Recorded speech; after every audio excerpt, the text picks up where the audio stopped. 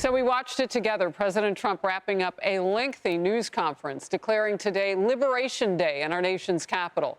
And he promises to aggressively crack down on crime and clean up what he calls our once beautiful capital. The White House says these efforts are in line with an executive order the president signed in March to make D.C. safer. This is Outnumbered. I'm Harris Faulkner, here with my co-host Emily Campagno. Also joining us today, Carly Shimkus, co-host of Fox and Friends First, Lisa Booth, Fox News political analyst, and John Yoo, former Deputy Assistant Attorney General, UC Berkeley law professor, and former Justice Thomas law clerk. Well, here is the president moments ago. This is Liberation Day in D.C., and we're going to take our capital back. Today, we're declaring public safety emergency in the District of Columbia, and Attorney General Pam Bondi, who's fantastic, is taking command of the Metropolitan Police Department. In addition, I'm deploying the National Guard to help reestablish law, order, and public safety in Washington, D.C., and they're going to be allowed to do their job properly. You want to have safety in the streets. You want to be able to leave your apartment or your house where you live and feel safe and go into a store to buy a newspaper or buy something. And you don't have that now. Look, the president really leaned hard on the big picture, because it's not just about Washington, D.C. It's about soft on crime policies across America. For example, he's going after no cash bail laws, and he's really hammering down on liberal prosecutors in Democratic-led cities like New York and Chicago. We have other cities also that are bad, very bad. You look at Chicago, how bad it is. You look at Los Angeles, how bad it is. And we have other cities that are very bad. New York has a problem. And then you have, of course, Baltimore and Oakland. We don't even mention that anymore. They're so far gone. We're not going to let it happen. We're not going to lose our cities over this. And this will go further. We're starting very strongly with D.C., and we're going to clean it up real quick, very quickly, as they say. John Yoo, that sounds like a shot across the bow. We are not going to lose our cities over this. This is more than just a shout out to the criminals. This is those blue-led cities and the way that they're doing business legally. It's a good point, Harris.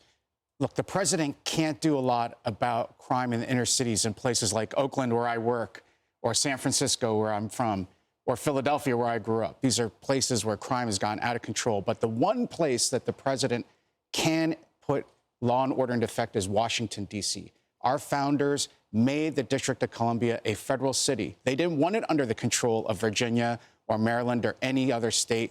It is uniquely the duty and responsibility of the president to enforce the laws, and those laws include the criminal laws for public safety in Washington, D.C.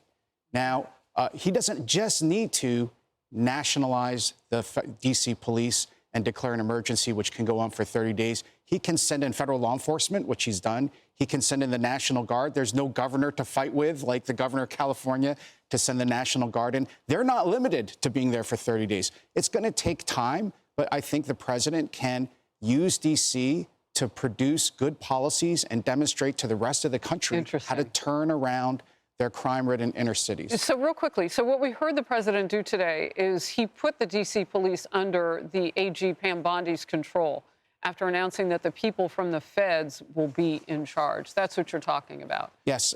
Under the Home Rule Act of 1973, the president can take over the D.C. police, but that doesn't apply to the other law enforcement assets Paul was just talking about in your last show, the DEA, the FBI, and then, of course, the National Guard. Now, look, if you had to ask me, I think this whole home rule thing has been a mistake and a constitutional error, because I don't think it was a good idea for the federal government to ever give D.C. self-government. That was not what the founders intended. They wanted the federal government to always remain in control of the District of Columbia.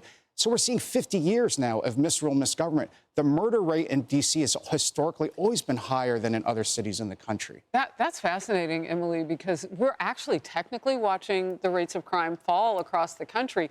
But in certain areas, it's the pure violence of the crime that's popping right now as an outbreak coupled with people living on the streets and encampments in many of those blue-led cities. Right, and if D.C. was a state, it would be the highest homicide rate per capita 4 years running.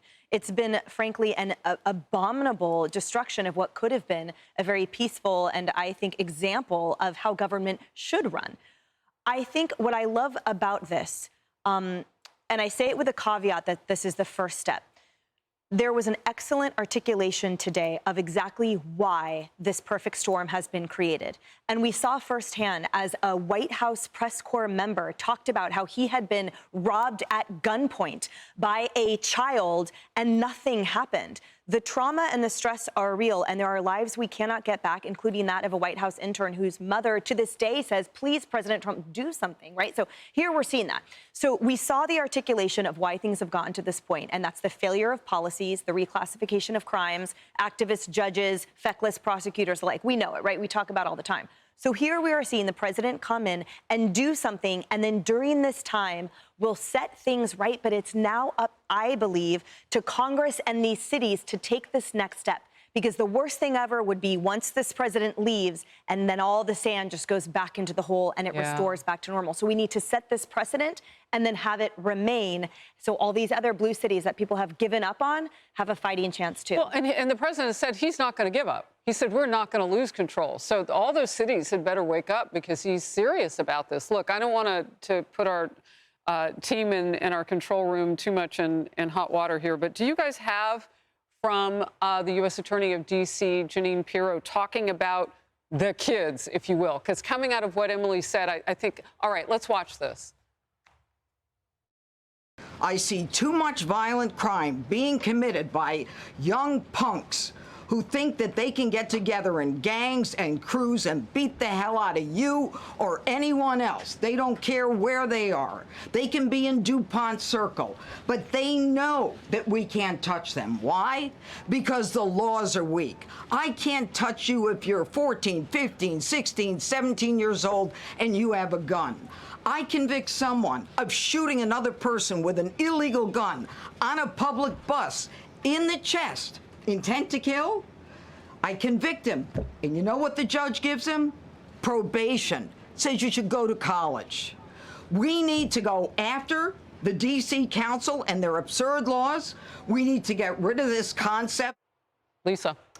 Well, look, this is brilliant, especially that show of force that we just saw during this press conference, this Liberation Day for Washington, D.C. Look, the Democrat Party has become the party of crime and disorder, and the Republican Party is the party of law and order. And what President Trump is doing in Washington, D.C. will underscore this point, because just like how he was able to bring, we saw record highs of border crossings under Joe Biden and then record lows under President Trump in short order. That's what we're going to see in Washington, D.C. And we saw under the Obama administration where he upended the criminal justice system, where somehow it was racist to arrest criminals, which ended up putting minority communities even more at risk. And then what we saw under Joe Biden with open borders as well, just this lawlessness in the Democrat Party. So he's going to underscore this point and put these mayors in these blue cities on notice, because why won't they protect their citizens when they can? It's not an issue of being able to. It's an issue that they don't want to. And then also, I'll just go through. There's been a long list of members of Congress, staffers, and the intern that was also murdered that have been attacked. You had Henry Cuellar was carjacked at gunpoint, member of Congress. Congresswoman Angie Craig attacked in her apartment complex. Senator Rand Paul had a staffer that was stabbed as well. And then, of course, those two Israeli embassy staffers that were executed recently in Washington, D.C. I also will finally just note that even in 2023, we saw a bipartisan effort with Joe Biden to override a rewrite of Washington, D.C.'s criminal code that tried to do, softening on crime. So there has already been a demonstration of a bipartisan desire to get this under control.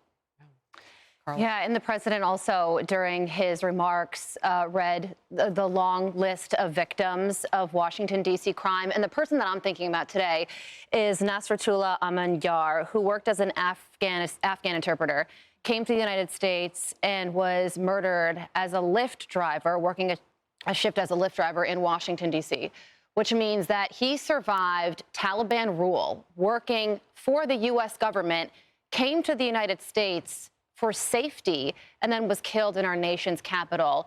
And Harris, to your point, the person who killed him was 14 years old at the time, and he received a 3-year sentence. And it was actually supposed to be a 1.5 years, and the judge said that that was too light.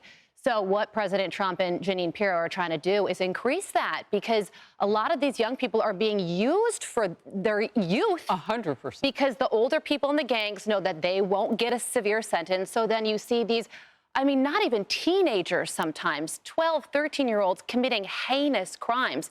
I spoke to the mother of Eric Tarpinian Jackson, the congressional intern who was shot in June, and she talked about the horror of how young these victims are and how it felt to her to realize that her child, her baby, who she called a gift from God, didn't get shot one time but was riddled with bullets. So that's the reality that she's living in, and that's what President Trump is trying to stop. Real quickly, John, we'll bring it back to you here. How hard is it to get that age lowered from 18 to where where the crime reflects that it needs to be?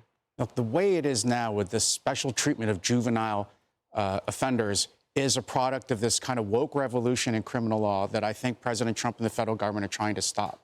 Now, President Trump and the federal government and states and localities can try to change the laws and say we're not going to treat murderers differently because they're 17, because they're 16. Some of the courts might push back, but this, I think, would be an ideal moment to try to go back to the courts and say the crime problem is so out of control with young murderers that we need to start treating people who commit adult crimes like adults. Yeah, I mean, my big question is, do you really see a change in their behaviors by letting them go early on these horrible crimes? Like, do they get turned around by society, or is there the same rate of recidivism among them as there is for adults? Actually, the data from D.C. itself is that the juveniles appear to have higher rates of going back to crime than the adults do, because they know they're rational, they're not dummies. They know they're going to be treated specially and get off on earlier sentences. Well, and they have more years to do it. Yeah, because they're out. Hey, everyone. I'm Emily Campagno. Catch me and my co-hosts Harris Faulkner and Kaylee McEnany on Outnumbered every weekday at 12 p.m. Eastern,